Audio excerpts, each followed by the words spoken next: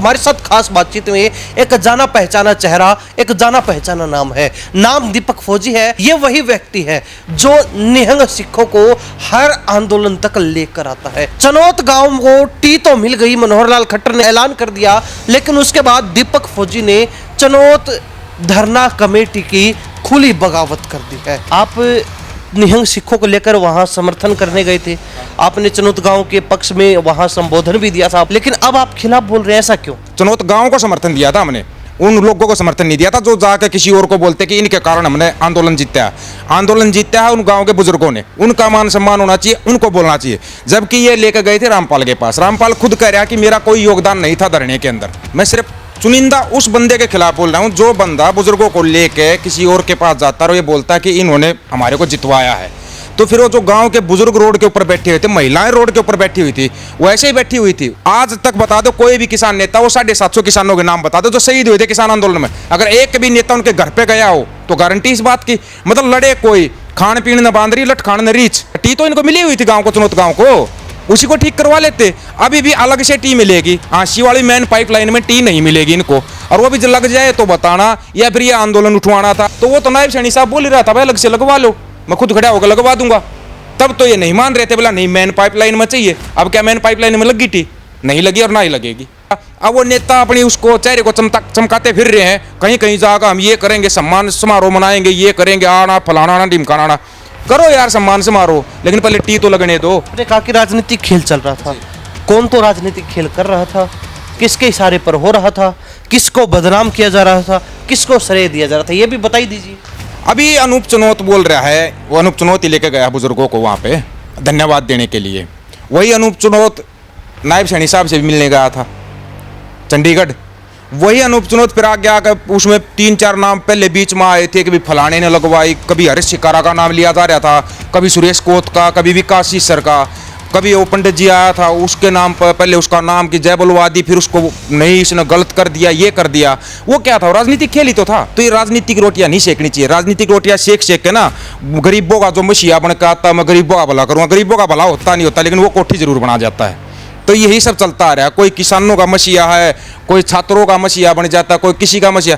ऐसे राजनीति मत करो, साफ सुथरी राजनीति करो, उसमें हमारे कोई मजा आएगा। नमस्कार, स्वागत है आपका हरियाणा न्यूज 24 पर। मैं प्रिंस लांबा, मेरे से विनय सिंधु के साथ मौजूद। आज हम हरियाणा प्रदेश के रोहतक जिले में, और हमारे साथ खास बातचीत में एक जाना पहचाना चेहरा, एक जाना पहचाना नाम है। नाम दीपक फौजी है और चेहरा आपको कैमरे में नजर आ रहा होगा। ये वही व्यक्ति है जो निहंग सिखों को हर आंदोलन तक लेकर आता है। हरियाणा प्रदेश में कोई भी छोटे से बड़ा आंदोलन हो, किसी भी तरीके का विरोध प्रदर्शन हो, अगर वहां पर सिखों की एंट्री होती है तो उस एंट्री में इस व्यक्ति का सबसे बड़ा रोल होता है, इस व्यक्ति का सबसे बड़ा हाथ होता है। आखिर निहंग सिखों के साथ इतना करीबी रिश्ता कैसे इनका बन गया, ये तो जानेंगे। लेकिन इस समय सबसे ज़्यादा चर्चा में दीपक फौजी इसलिए है क्योंकि चनौत जो पानी विवाद था, चनौत गांव को टी तो मिल गई, मनोहर लाल खट्टर ने ऐलान कर दिया, लेकिन उसके बाद दीपक फौजी ने चनौत धरना कमेटी की खुली बगावत कर दी है। क्यों बगावत की है, क्यों चनौत गांव के खिलाफ बोल रहे हैं, इन्हीं से जानते हैं, इन्हीं के मुख से जानते हैं। फौजी साहब बहुत बहुत स्वागत। धन्यवाद प्रिंस भाई। सबसे पहले तो यही जानना चाहेंगे कि निहंग सिखों के साथ इतनी तगड़ी बॉन्डिंग कैसे बन गई कि हरियाणा में जहां भी निहंग सिखों की जरूरत पड़ती है आप लेके पहुंच जाते हैं। ऐसा प्रिंस भाई, आप ना खुद जाकर एक बार मिलकर देखना निहंग सिखों से, जो हमारे को बताया जाता, दिखाया जाता ना भाई ये तो ऐसे कदम मारता काटता या तेज आवाज़ में बोलते हैं, कुछ करते हैं, बिल्कुल भी नहीं। आप जाकर उनको अपनी समस्या बताना, आपकी समस्या को दूर करने आ जाएंगे, आपके साथ चल देंगे उसी टाइम पे उठ कर, चल भाई प्रिंस बता दे क्या समस्या है। वो दिल के बहुत साफ होते हैं और उनके सामने साफ बात रख दो कि बात ऐसी है, ये काम करना, वो उसी टाइम पे कर देंगे। वो मदद करते हैं। वो फौज इसलिए होती है, अकाल पुरख की फौज बोली जाती है। वो फौज इसलिए बोली जाती है भाई कोई गरीब है, मुस्लिम है, या कोई दबा कुचला है, उसकी मदद के लिए वो हमेशा तैयार बर तैयार रहते हैं।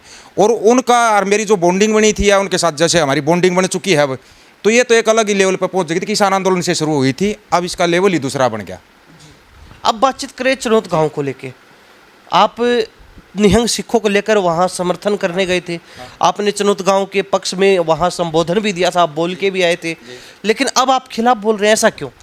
ऐसा है, मैं चनौत गांव के खिलाफ नहीं बोल रहा, मैं सिर्फ चुनिंदा उस बंदे के खिलाफ बोल रहा हूँ जो बंदा बुजुर्गों को लेके किसी और के पास जाता है और ये बोलता है कि इन्होंने हमारे को जितवाया है। तो फिर वो जो गांव के बुजुर्ग रोड के ऊपर बैठे हुए थे, महिलाएं रोड के ऊपर बैठी हुई थी, वो ऐसे ही बैठी हुई थी। उनको जो लाठियां लगी है, महिलाओं को ऐसी ऐसी जगह पे चोट लगी है जो किसी को दिखा भी नहीं सकती, बता भी नहीं सकती। ये बात भी मेरे सामने आई थी, तब मैंने निहंग सिंह को बुलाया था और वहाँ जाकर चनौत धरने की कमेटी को समर्थन दिया था, चनौत गाँव को समर्थन दिया था हमने। उन लोगों को समर्थन नहीं दिया था जो जाकर किसी और को बोलते कि इनके कारण हमने आंदोलन जीता है। आंदोलन जीता है उन गांव के बुजुर्गों ने, उनका मान सम्मान होना चाहिए, उनको बोलना चाहिए। जबकि ये लेकर गए थे रामपाल के पास, रामपाल खुद कह रहा कि मेरा कोई योगदान नहीं था धरने के अंदर। हाँ, जब गांव में पानी चढ़ा था, बाढ़ आई थी, उस टेम्पो से गाँव का पानी निकलवाया था। इस बात पर हम मानते हैं भाई, इस बात पर धन्यवाद दो रामपाल का कि भाई रामपाल ने हमारे गांव का पानी निकलवा दिया। लेकिन ये बोल रहे जो चुनौत धरना जो टी मिल रही है हमारे को, वो उसकी वजह से मिल रही है, ये गलत है। ये उन बुजुर्गों की वजह से मिल रही है जो बैठे थे। यही काम तो किसान आंदोलन में हुआ था। चुनिंदा नेताओं ने अपने आप को चमकाने के लिए उन बुजुर्गों की तरफ नहीं देखा जो रोड के ऊपर बैठे रहते ना। आज तक बता दो कोई भी किसान नेता, वो 750 किसानों के नाम बता दो जो शहीद हुए थे किसान आंदोलन में, अगर एक भी नेता उनके घर पे गया हो तो गारंटी इस बात की, मतलब लड़े कोई, खान पीन न बांदरी लठ खान न रीछ, इनका तो सीधा यही मतलब निकल जाता है। और दोबारा फिर उसका खुद अनूप चुनौत का फोन आया था, भाई निहंग सिंह को भेज दे, हमारे साथ कुछ भी हो सकता है। अगर मैं भेज देता निहंग सिंह को, ये तो निहंग सिंह को भी उतरवा देते फिर वहाँ पे, ये तो और भी गलत हो जाता। जबकि वो तो बोल रहे थे भाई एक बार दीपक फौजी से कलवा दे, हम तो 5000 गाड़ियाँ लेके आ जाएंगे। वो तो 5000 गाड़ी लेके आने के लिए तैयार बैठे थे, और तब भी मिल जाती। क्या वो टी मिलती? ठीक है भाई, टी मिल गई, गाँव को पानी चाहिए था। इस बात का हम आज भी कहते हैं, अगर दोबारा किसी भी गाँव में धरना होगा, वो गाँव का पानी की समस्या है, तो हम उस गाँव के लिए जाएंगे, उन नेताओं के लिए नहीं जाएंगे जो अपनी झूठी राजनीति चमकाने के लिए कहीं पर जाकर कुछ भी बोल देंगे। वो झूठी राजनीति है और कुछ नहीं है, बस इस चीज़ से हम खिलाफत कर रहे हैं। ऐलान तो मनोहर लाल खट्टर ने किया है, 4 इंची टी चनौत गांव को हम दे रहे हैं। पाइपलाइन का काम शुरू हो जाएगा, पाइपलाइन पूरी होने के बाद पानी आएगा, तो उससे चनौत गांव को जब जब जरूरत होगी चनौत गांव अपना पानी ले लेगा। तो उसमें किसी दूसरे व्यक्ति को कहना कि उन्होंने टी दी है, या फिर किसी दूसरे व्यक्ति का कहीं ना कहीं संघर्ष नज़रअंदाज करना, कितना सही कितना गलत? बिल्कुल गलत है। पहली बात तो जब वो टी इन्होंने लगाई थी, रातों रात टी लग गई थी, वो टी बाद में उखड़ गई थी, तब इन्होंने मनोहर लाल खट्टर जिंदाबाद, मोदी जिंदाबाद के नारे लगाए। उसके ऊपर किसी ने कोई ऑब्जेक्शन नहीं उठाया था, भाई लगा ठीक है, टी लग गई तो लग गए। अगले दिन वो टी उखड़ गई, फिर वो जिंदाबाद मुर्दाबाद कहाँ गया? अब अगली बार फिर टी मनोहर लाल खट्टर देने की बात कर रहा है, तो मनोहर लाल खट्टर का धन्यवाद बोल देते, कोई मना कर रहा है कैसे? भाई गाँव को पानी मिल रहा है, ये बात हम धरने पे भी बोल के आए थे, भाई गांव को पानी दे दो, अगर ये इतनी धार्मिक सरकार है तो गांव को पानी क्यों नहीं दे रही? अभी अगर फिर टी उसने मनोहर लाल खट्टर ने ही दी है, और पहली बात तो बोला है ना, बोला जाट मरिया जब जानिए जब तेरा हमी होले, ठीक है ना, जो टी मिल जा। अगर टी हाँसी वाली मेन पाइपलाइन से नहीं मिलेगी, ऐसे अलग से टी तो पहले कैप्टन अभिमन्यु ने दी हुई थी इनको, वो खराब हो जाती थी 4-4 महीने तक, कोई इसको ठीक नहीं करता था। टी तो इनको मिली हुई थी गाँव को, चुनौत गाँव को, उसी को ठीक करवा लेते। अभी भी अलग से टी मिलेगी, हाँसी वाली मेन पाइपलाइन में टी नहीं मिलेगी इनको, और वो भी जब लग जाए तो बताना, या फिर ये आंदोलन उठवाना था। अब वो नेता अपनी उसको चेहरे को चमकाते फिर रहे हैं, कहीं कहीं जाकर हम ये करेंगे, सम्मान समारोह मनाएंगे, ये करेंगे, आना फलाना आना ढिमकाना। करो यार सम्मान समारोह, लेकिन पहले टी तो लगने दो। टी अगर हाँसी की पाइपलाइन में लग जाती हो तो मान जाएंगे भाई इन्होंने बहुत बड़ी लड़ाई जीत ली। लेकिन अभी भी अगर अलग से ही पाइपलाइन में अलग से टी लग रही है इनकी, तो वो तो नायब सैनी साहब बोल ही रहा था भाई अलग से लगवा लो, मैं खुद खड़ा होकर लगवा दूंगा। तब तो ये नहीं मान रहे थे, बोला नहीं मेन पाइपलाइन में चाहिए। अब क्या मेन पाइपलाइन में लगी टी? नहीं लगी और ना ही लगेगी। नहीं, गांव के लोगों को तो यही बताया गया है कि मनोहर लाल खट्टर ने हाँसी की पाइपलाइन में टी को स्वीकृति दे दी है, साफ कह दिया कि टी लगेगी 4 इंची। आप कह रहे हो कि उसमें लगेगी नहीं, अब भी अलग से लाइन मिलेगी? बिल्कुल अलग से ही मिलेगी। अगर ये हाँसी की पाइपलाइन करें, फिर हाँसी वाले आंदोलन करके खड़े हो जाएंगे, फिर उस शहर को, पूरे शहर को कैसे संभालेंगे? फिर उनके आंदोलन पर फिर टी उखड़ेगी। तो इससे अच्छा फिर वही तकरार वाली बात हो जाती, गांव की शहर की तकरार हो जाएगी, फिर वो और भी अलग सिस्टम हो जाएगा। तो कोई ना कोई बीच का रास्ता निकले, और बीच का रास्ता तो पहले ही निकल रहा था। ये बात तो पहले ही कह दी गई थी कि अलग से पाइपलाइन दे दें, फिर आंदोलन चल क्यों रहा था?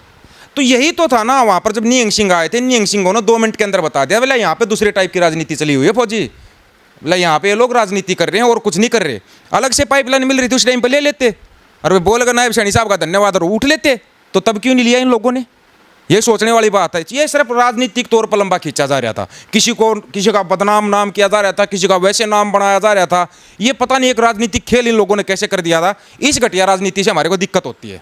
आपने कहा कि राजनीतिक खेल चल रहा था, कौन तो राजनीतिक खेल कर रहा था, किसके इशारे पर हो रहा था, किसको बदनाम किया जा रहा था, किसको श्रेय दिया जा रहा था, ये भी बताई दीजिए।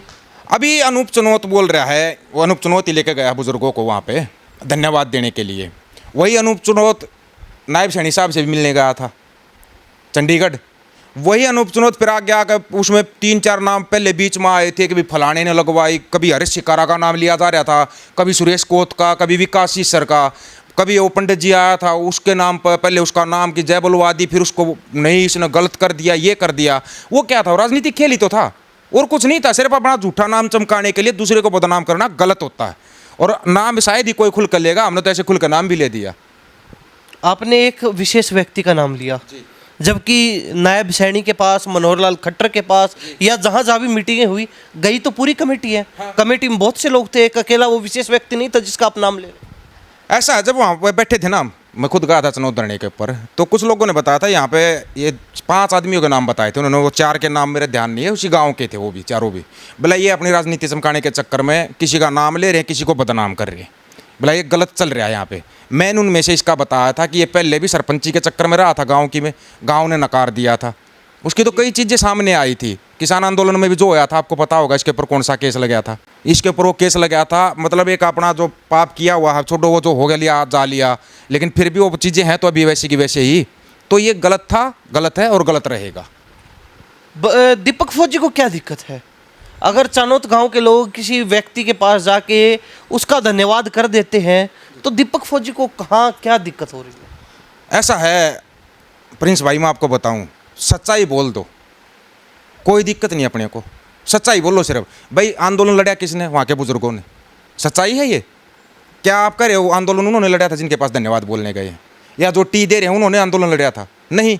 ठीक है, टी दी है, उसका टी का धन्यवाद बोलो। ये नहीं कि उसके जिंदाबाद फिर मुर्दाबाद फिर जिंदाबाद, ये कौन से नारे? तो ये राजनीतिक रोटियां नहीं सेकनी चाहिए। राजनीतिक रोटियां सेक सेक के ना गरीबों का जो मसीहा बन के आता, मैं गरीबों का भला करूँगा, गरीबों का भला होता नहीं होता, लेकिन वो कोठी जरूर बना जाता है। तो यही सब चलता आ रहा है। कोई किसानों का मसीहा है, कोई छात्रों का मसीहा बन जाता है, कोई किसी का मसीहा। ऐसे राजनीति मत करो, साफ सुथरी राजनीति करो, उसमें हमारे कोई मज़ा आएगा।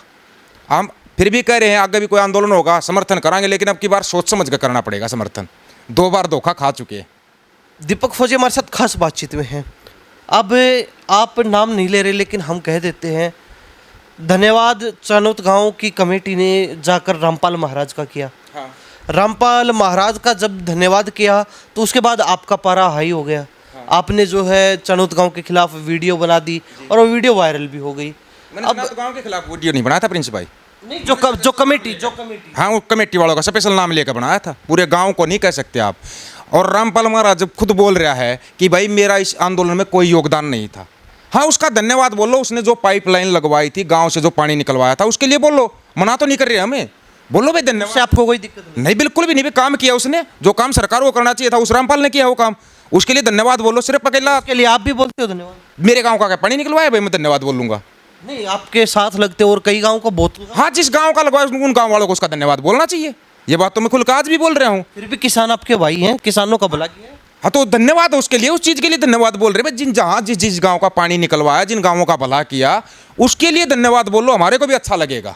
इस बात में हम भी बोलते हैं यार, उसने काम किया, जो काम सरकार को करना चाहिए था वो काम उसने कर दिया, उसके लिए धन्यवाद बोलो। लेकिन किसी एक आंदोलन अगर आपके बुजुर्ग लड़ रहे हैं तो उसके लिए ऐसा मत करो, ये गलत है प्रिंस भाई। फौजी साहब क्या कहना चाहेंगे लास्ट में? क्योंकि आंदोलन होते रहते हैं, अलग अलग मुद्दों को लेकर, अलग अलग चीज़ों को लेकर, आगे भी होंगे, पहले भी हुए हैं बहुत से आंदोलन, छोटे हुए बड़े हुए, हर तरीके के आंदोलन होते हैं। तो क्या कहना चाहेंगे, क्या संदेश देंगे लोगों को? यही संदेश है भाई, आज के बाद किसी भी आंदोलन में जाते हो थोड़ा सोच समझ कर जाओ। और जो भी आंदोलन के चाहे आपको मुखिया बना दिया जाता है ना, तो उन लोगों को भी थोड़ा ध्यान रखना चाहिए कि भाई या हम इन आंदोलन के मुखिया बनाए तो सोच समझ कर करें वो उस काम को। अगर वहाँ पे वो बुजुर्ग बैठे हुए हैं तो लास्ट में उनका धन्यवाद बनता है कि बुजुर्गों आपकी वजह से हम ये आंदोलन जीते हैं। वो अच्छा लगता है हमारे को भी, और ये सभी को अच्छा लगेगा। होना भी यही चाहिए। ये नहीं कि भाई बस जो चेहरे मेन चेहरे होते हैं उनका वो कर दिया, नहीं। एक अपना चेहरा चमकाने की सोचने के चक्कर में आदमी पीछे बहुत चला जाता है। किसान आंदोलन में किसान नेताओं ने सोचा था तुम्हारे चेहरे चमक गए, तुम तो अब राजनेता बन जाओगे, तो उन सबकी जमानत जब्त हो गई थी इलेक्शन लड़ने के बाद। ये चीज़ें सोच कर चलनी चाहिए। एक आम आदमी के साथ जब तक मिलकर नहीं चलोगे ना, तब तक आप एक कामयाब इंसान नहीं बन पाओगे। सच्चाई ये है जी फौजी साहब, बहुत बहुत धन्यवाद बातचीत के लिए, समय दिया। धन्यवाद भाई प्रिंस भाई। तो हमारे साथ दीपक फौजी खास बातचीत में बने हुए थे। चनौत गांव के पूरे मामले को लेकर इन्होंने जो वीडियो बनाया, जो कुछ कहा, उस मुद्दे पर विस्तार से चर्चा की। इनका साफ कहना है कि धन्यवाद उन लोगों का बनता था जिन्होंने संघर्ष किया, जिन्होंने भूख हड़ताल की, जो अपनी जीवन को त्यागने तक तैयार थे ताकि गाँव को पानी मिल सके। उन लोगों का धन्यवाद होना चाहिए, ना कि उन लोगों का जिन्होंने कोई सहयोग नहीं दिया फिर भी उनके सामने हाथ जोड़े जा रहे हैं। ये दीपक फौजी का कहना, और कह रहे हैं कि इसी बात को लेकर ये बात हमें खटकी, इस बात पर हमारा पारा चढ़ा, तो हमने चनौत गांव की उस कमेटी को उन लोगों के विशेष रूप से नाम लेकर उनको ये हिदायत दी है, ये बात बोली है। अब आप इन बातों से कितना सहमत है कमेंट के माध्यम से जरूर लिखिए। इन्हीं सब बातों के साथ मैं प्रिंस लांबा, मेरे से विनय सिंधु के साथ हरियाणा न्यूज़ 24। नमस्कार, जय हिंद।